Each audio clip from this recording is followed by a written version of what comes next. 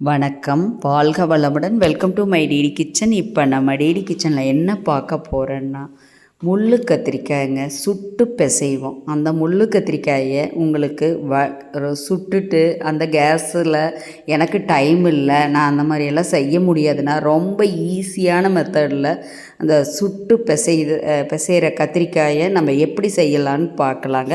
அதுக்கு முன்னாடி டிடி கிச்சனை பிடிச்சா லைக் பண்ணுங்கள், ரொம்ப பிடிச்சா கமெண்ட் பண்ணி ஷேர் பண்ணி சப்ஸ்கிரைப் பண்ணுங்கள் ஃப்ரெண்ட்ஸ். கண்டிப்பாக சப்ஸ்கிரைப் பண்ணாமல் மறந்துடாதீங்க. சப்ஸ்கிரைப் பண்ணோன்னே ஆல்ங்கிற பெல்லை அழுத்தி விட்டுருங்க. அப்போ தான் நான் போடுற நோட்டிஃபிகேஷன் உங்களுக்கு கிடைக்கும். ஒரு பெரிய சைஸ் எலுமிச்சம்பழம் அளவுக்கு புளியை ஊற வச்சிடலாம். ஒரு 1/4 டீஸ்பூன் வெந்தயம், ஒரு வானலியை ஸ்டவ்வில் வச்சுட்டு 1/4 டீஸ்பூன் வெந்தயம், 1/2 ஸ்பூன் கடலைப்பருப்பு, 1/2 ஸ்பூன் மிளகு குறைச்சிக்குங்க, ரொம்ப வேண்டாம். வரமிளகாய் சேர்த்துவோம். 1/2 ஸ்பூன் உளுத்தம்பருப்பு, 3/4 ஸ்பூன் ஜீரகம், தயிர் கரண்டி, அந்த கரண்டியில் ஒரு குழிக்கரண்டி கொத்தமல்லி சேர்த்திக்கலாங்க. அது கூட ஒரு கொத்து கருவேப்பிலை சேர்த்திக்கலாம். வரமிளகாய் காஷ்மீரி சில்லி 2 சேர்த்திக்கிங்க. கலருக்காக தான் நான் சேர்த்துறேன். உங்கள்கிட்ட இல்லைன்னா வேண்டியதில்லை, தேவையே கிடையாது, அது ஆப்ஷனல் தான். நான் சேர்த்திருக்கேன் 3 வரமிளகாய். நம்ம காரத்துக்கு டோட்டலாக 3 வரமிளகாய் தான் சேர்த்திருக்கேன். அது உங்கள் இஷ்டம், கூட குறைச்சி சேர்த்திக்கிங்க நிறையா வேணும்னா. இப்போ நல்லா செவக்க ட்ரை ரோஸ்ட் பண்ணிடுங்க. இந்த பொடி அவ்வளோ நல்லா இருக்குங்க. இதை நல்லா ட்ரை ரோஸ்ட் பண்ணிவிட்டு நாம் ஒரு மிக்ஸி ஜாரில் சேர்த்திக்கலாங்க.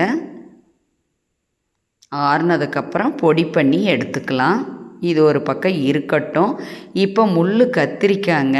அந்த முள் கத்திரிக்காய் பாருங்கள், இந்த மாதிரி தான் இருக்கும் முள்ளாக. இந்த கத்திரிக்காய் 4 எடுத்திருக்கேன். 4 போதும், 4 பேர் சாப்பிட்லாம் தாராளமாக. இதை ஒரு பெரிய சைஸாக கட் பண்ணி தண்ணியில் போட்டு வச்சுக்குங்க. இப்போ ஒரு வேறு கடாய் எடுத்துக்கலாம். அதில் 2 ஸ்பூன் ஆயில் விட்டுக்கலாங்க. நான் நல்லெண்ணெய் தான் விட்டுருக்கேன். இந்த கத்திரிக்காய் சுட்டு பிசைகிறதுக்கு நல்லெண்ணெய் ரொம்பவே நல்லா இருக்குங்க. இதில் நல்லா தாராளமாக 2 டேபிள் ஸ்பூன் சேர்த்திருக்கேன். அதில் 150 மில்லிகிராம் சின்ன வெங்காயம் நீங்கள் தோல் உரித்து கழுவி உள்ளே சேர்த்திக்கலாங்க. அந்த எண்ணெயில் நல்லா வதங்கட்டும். இது கூட இது வதங்கவே நம்ம கத்திரிக்காய் கட் பண்ணி வச்சுருக்கிறோம் பார்த்திங்களா, பெரிய சைஸ் துண்டாக, அந்த கத்திரிக்காயும் நம்ம உள்ளே சேர்த்திக்கலாம். இப்போ பாருங்கள், இந்த கத்திரிக்காயும் உள்ளே சேர்த்திக்கலாம். கத்திரிக்காயோட தோல் வெள்ளை கலராக மாறணும், அது வரைக்கும் நம்ம வதக்கி விடணுங்க. இப்போ நம்ம ஒரு 10 பல் உரித்து வச்சுருக்கிற பூண்டை உள்ளே சேர்த்திக்கலாங்க. பூண்டை உள்ளே சேர்த்திக்கலாம் 10 பல். இந்த 3 நல்லா வறுக்கணும். அதுலேயும் கத்திரிக்காவோட தோல் வெள்ளை கலராக மாறணும். அந்தளவுக்கு வதக்கி விட்டுருங்க. சுருளை வதக்குவோன்னு சொல்லுவோம் பார்த்திங்களா, அந்த மாதிரி வதக்கிடுங்க. வேலைக்கு போகிறவங்களாம் கண்டிப்பாக சுட்டு பிசைஞ்சு புளி கரைச்சி இதெல்லாம் செய்ய முடியாது. அதுக்காக தான் ஈஸியான மெத்தடில் நான் செஞ்சுருக்கேன். இந்த மாதிரி வெள்ளையாக சுருளை வதங்கினதுக்கப்புறம் நம்ம கரண்டியிலேயே மசிச்சு விட்டுறலாங்க. இப்போ பாருங்கள், நல்லா செவக்க சுருளை வதங்கிருச்சு. இப்போ நீங்கள் வேணும்னா, என்னால் முடியாதுன்னா நீங்கள் ஆற வச்சு மிக்ஸி ஜாரில் பல்ஸ் மோடில் ரொம்ப நைஸாக அரைக்கக்கூடாது, விட்டு 2 சுற்றிக்கிங்க. நான் கரண்டியிலேயே மசிச்சு விட்டுட்டேன். குத்தி எடுத்து வச்சிட்டேன். நான் மறுபடியும் இதை எடுத்துட்டு அதே கடாயை வச்சுட்டேங்க. இப்போ பாருங்கள், இந்த மாதிரி எடுத்து வச்சாச்சு. இப்போ அந்த கடாயில் நான் 2 டேபிள் ஸ்பூன் அந்த குழிக்கரண்டி காட்டினேன் பார்த்திங்களா, அதில் 2 ஸ்பூன் நல்லெண்ணெய் விட்டுக்கிட்டேன். அதில் கடுகு போட்டு 2 காஞ்ச மிளகாய், கருவேப்பிலை, ஒரு பெரிய சைஸ் தக்காளி குட்டியாக கட் பண்ணி உள்ளே சேர்த்திருக்கிறேனுங்க. அதுக்கு உப்பு சேர்த்திருக்கிறேன். நல்லா சுருளை வதக்கிடணும். தக்காளியும் தெரியக்கூடாது. நல்லா சுருளை வதங்கினதுக்கப்புறம் மறுபடியும் நாம் இந்த மசிச்சு வச்சோம் பார்த்திங்களா, அந்த கத்திரிக்காயும் நம்ம உள்ளே சேர்த்திக்கலாம். கத்திரிக்காயும் உள்ளே சேர்த்திக்கலாங்க. இப்போ இதையும் நல்லா கலந்து விட்டுறலாம். இது கூட கொஞ்சம் உப்பு பத்தாது, இன்னும் கூட கொஞ்சம் உப்பு சேர்த்திக்கலாங்க.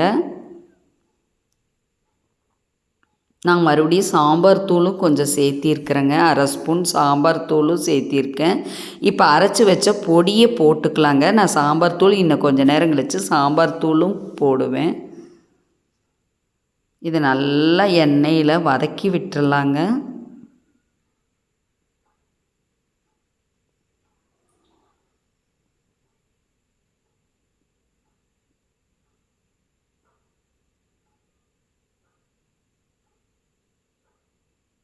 இப்போ கொஞ்சமாக புளித்தண்ணி கரைச்சி வச்சுருக்கிறோம் பார்த்திங்களா, அது ஒரு 1/2 டம்ளர் 3/4 டம்ளருக்கு கெட்டியாக கொஞ்சம் அதை சேர்த்திக்கலாங்க. அதை ஊற்றுனதுக்கப்புறம் கொஞ்சம் மேலே பெருங்காயத்தூள் சேர்த்திக்கலாம். ஏன்னா அது பெருங்காயத்தூள் வாசனை அப்போ தாங்க நல்லாயிருக்கும். இது கூட 1/2 ஸ்பூன் சாம்பார் தூளும் சேர்த்திக்கலாம். இதை ஒரு வதக்கிட்டு நல்லா கிளறி கொடுத்துக்கலாங்க. உப்பு பத்தலைன்னு நான் மறுபடியும் சேர்த்திக்கிட்டேன். நல்லா வதக்கி விட்டுட்டு நான் ஒரு 1/2 டம்ளர் தண்ணி வேகிறதுக்கு எல்லாம் ஒன்று சேர்ந்து எண்ணெய் பிரிஞ்சு வரணுங்க. அப்போ தான் சாப்பிட்றப்ப நல்லா இருக்கும். இப்போ பாருங்கள், நல்லா கலந்து விட்டுறலாம். தண்ணி போதுங்க, இதுக்கு மேலே தண்ணி வேண்டாம்.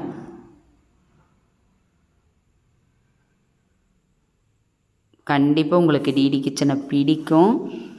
லைக் பண்ணுங்கள், கமெண்ட் பண்ணுங்கள், ஷேர் பண்ணுங்கள், சப்ஸ்கிரைப் பண்ணுங்கள். இது ஒரு 2 நிமிஷம் வந்தால் போதுங்க.